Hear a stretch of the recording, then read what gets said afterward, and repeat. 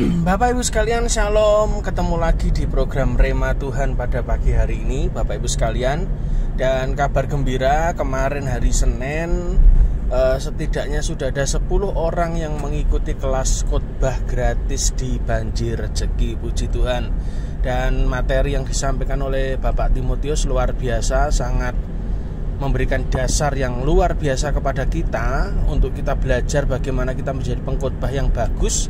Tetapi bukan cuma sekedar fasih lidah, tetapi juga ada sesuatu yang dari dalam yang harus dibangun terlebih dahulu sebelum kita berkhotbah. Nah, dari beberapa poin yang beliau sampaikan, tiba-tiba Tuhan berbicara melalui satu ayat yang ditunjukkan di dalam Kisah Rasul 3 ayat Kisah Rasul 4 ayat 31. Dan ketika mereka berdoa, garis bawahi kata berdoa, lalu goncanglah tempat itu, dan mereka penuh dengan Roh Kudus, garis bawahi penuh dengan Roh Kudus. Lalu mereka memberitakan Injil dengan berani, ya, memberitakan Injil, garis bawahi. Ini merupakan salah satu dari sekian ayat yang oleh Pak Tim sajikan kemarin, tapi Tuhan berbicara di situ. Dan saya selalu mengingat ayat itu sampai malam. Saya ingat pagi tadi bangun, ayat ini masih berbicara. Dan saya mencoba untuk menggali apa maksud dari satu penggal ayat yang ditunjukkan pada kelas kemarin ini. Nah, Bapak Ibu sekalian, ketika saya memahami, saya baru ngerti ini harusnya yang ada dalam diri orang percaya, terutama orang-orang yang melayani Tuhan. Oh, kita ini melayani Tuhan kadang cuman melayani tok gitu. Padahal ada satu pola yang harusnya Bapak Ibu sekalian miliki ketika saya membaca ayat ini di Kisah Rasul 4 ayat 31, yaitu yang pertama adalah urutannya kita berdoa, yang kedua kita diguncang penuh Roh Kudus, yang ketiga kita baru berani memberitakan firman Tuhan. Saya melihat, dan saya sendiri dalam kehidupan saya dulu, saya melayani Tuhan itu karena tanda kutip bukan karena hubungan dengan Tuhan. Saya berkhotbah, ya toh, pada waktu saya masih remaja dulu, saya masih kaum muda, saya berkhotbah bukan berasal dari Roh Kudus gitu. Jam-jam doa saya itu hampir bolong istilahnya. Ya, jam-jam doa kita itu hampir istilahnya ya sekedarnya. Ya seadanya. Padahal kalau saudara baca ayat itu, Tuhan sedang berbicara beginilah. Kamu tahu enggak? Hanya orang yang duduk diam di kaki Tuhan, dia bisa makan setiap firman. Banyak orang berkhotbah itu dia tidak punya bank firman, tidak punya celengan firman, tidak punya tabungan firman. Makanya firman yang disampaikan itu kadang sepo, tidak ada isinya, hanya teori. Kenapa? Karena dia hanya menyampaikan dari apa yang dia pelajari. Tetapi dalam hal memberitakan firman Tuhan, saya mau beritahu bahwa hal yang penting adalah saudara bangun hubungan dulu dengan Tuhanmu. Doa dulu, urutannya begitu. Makanya banyak orang yang hidup doanya luar biasa, Bapak Ibu sekalian. Kalau saudara perhatikan, itu firmannya, dia nyampaikan firman mungkin tidak terlalu bagus, tapi kenapa orang bisa nangis, bisa tersentuh, bisa tiba-tiba kata itu merema dalam hati setiap orang yang mendengar. Bukan karena dia pintar khotbah loh ternyata, tapi karena memang dia punya hubungan yang sangat kuat dengan Tuhan. Dan beberapa waktu lalu kita dikunjungi oleh Nabi Tuhan, ya toh, yang dia mengatakan bahwa sejak beberapa waktu lalu Tuhan mengajari dia, kamu khotbah tidak membawa catatan lagi, tapi kamu dengar dari aku langsung. Wah, saya sangat luar biasa sekali. Dan itu betul sekali yang dikatakan oleh Nabi ini ketika itu semua hal yang kita alami, istilahnya semua itu kita kena gitu. Semua yang hadir itu kena itu sudah. Jadi betul-betul teruji Nabi ini.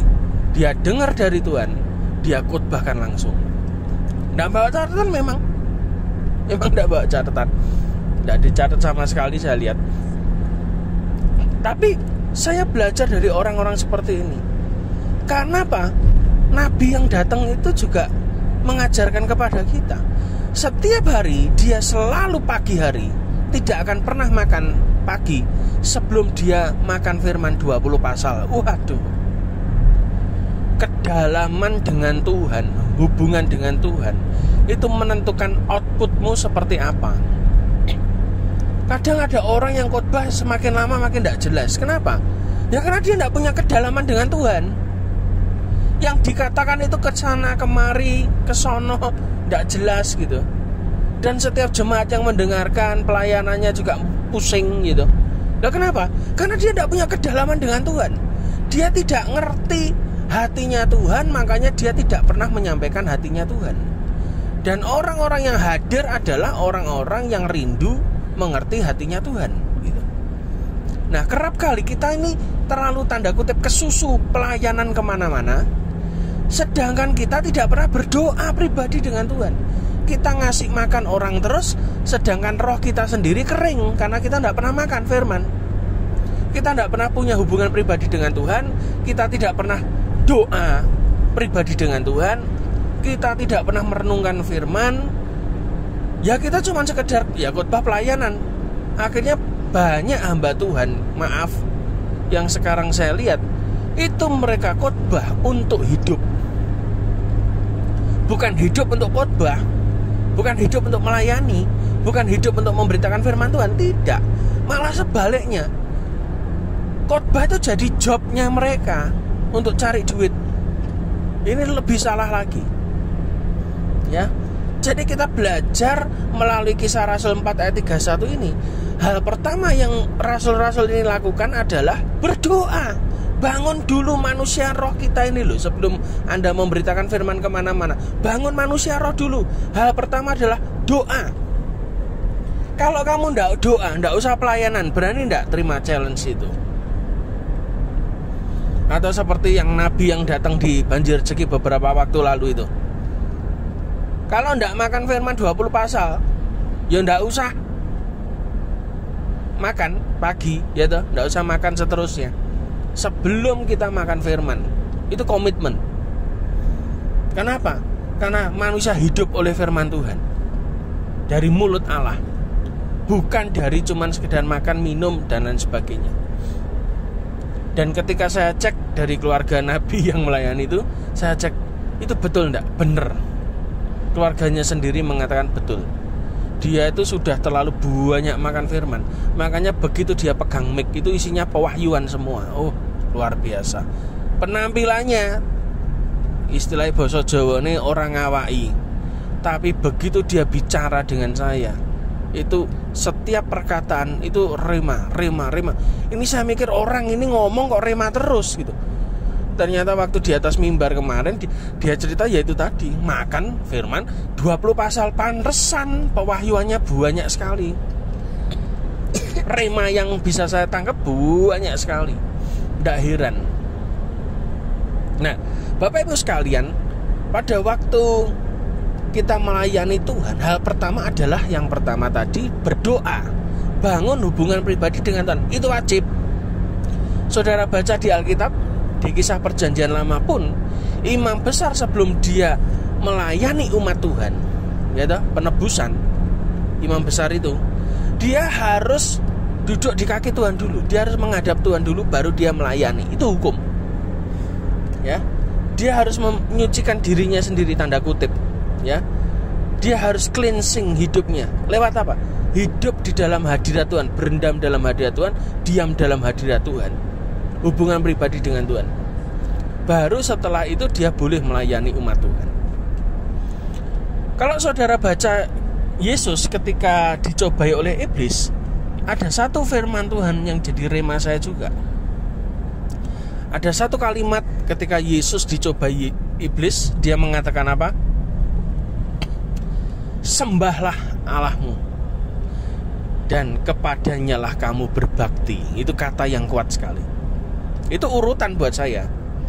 Sembahlah Allahmu, hanya kepadanya lah kamu berbakti. Menyembah dan berbakti itu berbeda. Berbakti itu melayani. Menyembah itu bangun hubungan. Dua hal berbeda loh. Yesus itu ngomong, itu ndak asal ngomong. Yesus kalau ngomong namanya firman Tuhan, itu selalu firman itu Ada urutannya dan itu kita harus perhatikan. Amin. Dia berkata apa? Sembahlah Allahmu. Artinya apa? Hubungan pribadi dulu dengan Tuhan. Dan kepadanya lah kamu berbakti. Baru engkau boleh melayani Tuhan. Kamu tidak punya hubungan dengan yang kamu layani, percuma. Ya toh? Kamu pelayanan cuma dilihat orang. Tapi Yesus mengajarkan kepada kita, sembah dulu, baru kepadanya lah kamu berbakti. Sama dengan Kisah Rasul 4 ayat 31. Berdoa dulu. Maka dampak kedua adalah Kisah Rasul 4 ayat 31 tadi mengatakan, maka goncanglah tempat itu dan mereka penuh dengan Roh Kudus. Kepenuhan oleh kuasa Roh Kudus itu memperlengkapi saudara dan saya. Tapi kuasa itu dilahirkan dari apa? Dari engkau cari Tuhan, engkau doa. Kalau engkau tidak doa, tidak ada kuasa. Makanya anak-anak Skewa itu pakai nama Yesus langsung diudani sama setan, ya toh? Kenapa? Karena dia pikir dia bisa mengusir setan hanya dengan pakai nama Yesus. Tapi setan yang pada diri orang itu berkata apa? Paulus itu aku kenal, ya toh? Si A aku kenal. Kamu siapa? Anak Skewa ini, anak-anak Skewa. Kamu siapa? Langsung diterjang, ditelanjangi, dipermalukan. Kenapa? Karena kamu hanya melayani tapi tidak punya kuasa. Kenapa kamu hanya melayani dan tidak punya kuasa? Karena kamu tidak pernah berdoa. Kamu tidak kenal siapa yang kamu layani. Setan itu kenal orang yang dekat dengan Tuhan. Catat baik-baik. Iya toh? Paulus aku kenal, Silas aku kenal, Petrus aku kenal. Lah kowe sapa gitu. Jangan sampai kita melayani Tuhan, kita sok kenal, sok dekat, setan aja ndak kenal kita. Jangan Tuhan lebih lagi Tuhan kenal kita apa enggak gitu. Yang dilayani ra kenal kene ya toh. Patokannya gitu, kelas rendahan, ndek-ndekan aja. Kalau setan kenal saudara, pasti Tuhan kenal saudara. Sudah gitu aja. Berarti saudara punya hubungan dengan Tuhan. Setan itu ngerti ambune wong sing kenal sama Tuhan secara pribadi dengan orang yang cuman sekedar melayani tok, sibuk. Berbicara tentang sibuk, saya ingat lagi tentang Maria dan Marta. Ketika Yesus datang, Maria duduk di kaki Tuhan. Dan pada waktu itu Marta sibuk sendiri ya. Yang kedua ya seperti biasa, Marta ini komplain sama Yesus, suruhlah saudaraku membantu dong. Lalu Yesus ngomong, kamu Marta, kamu itu sibuk dengan pelayananmu sendiri. Ya toh? Sibuk dengan pelayanan. Banyak orang tuh ya gitu, sibuk pelayanan di gereja, tapi dia tidak kenal siapa yang dia layani loh. Bisa. Dan Yesus mengatakan kepada Marta, Marta, kamu tuh menyibukkan diri dengan apa yang kamu kerjakan. Tapi Maria mengambil bagian yang terbaik yang tidak pernah diambil darinya. Apa itu? Duduk di kaki Tuhan, dengar firman Tuhan. Ojo kesusu. Orang melayani itu ojo kesusu. Jangan terlalu sibuk melayani ya. Tuhan tidak panggil orang sibuk melayani. Tuhan panggil orang yang mau duduk di kaki Tuhan. Itu wajib. Ya. Engkau berdoa, engkau cari wajah Tuhan, engkau intim dengan Tuhan, maka muncul namanya kuasa Roh Kudus menggoncangkan. Maka orang-orang itu penuh dengan Roh Kudus. Baru yang ketiga dari ayat itu yang harus kita kerjakan. Memberitakan Injil dengan berani. Keberanian itu muncul dari apa? Dari ada kuasa di dalam mereka. Kuasa itu muncul dari mana? Dari doa pribadi dengan Tuhan, bergaul karib dengan Tuhan. Oke?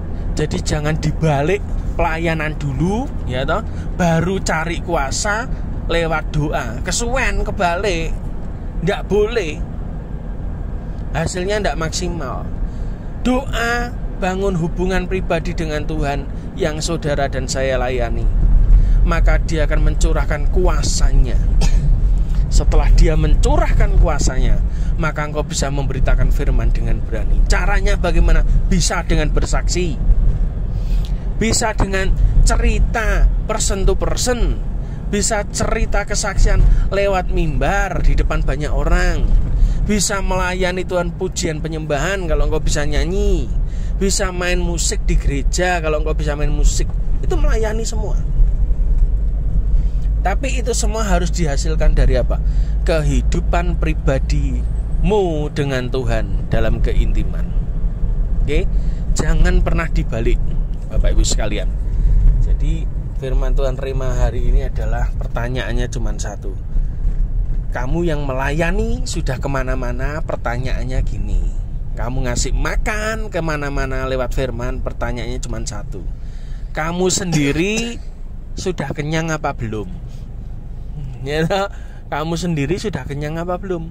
Jangan ngimpi kamu bisa mengasihi orang kalau kamu sendiri tidak penuh dengan kasih Tuhan, kok tidak dipenuhi. Jangan ngimpi kamu ngasih makan kepada orang lain kalau kamu sendiri tidak bisa makan.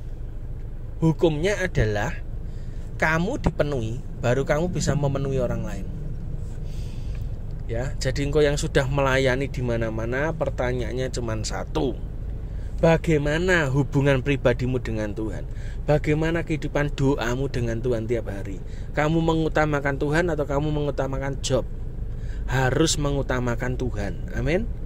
Utamakan Tuhan dalam hidupmu, maka engkau dipenuhi dengan kuasa, maka engkau bisa melayani Tuhan dengan keberanian ilahi. Amin. Tuhan Yesus memberkati.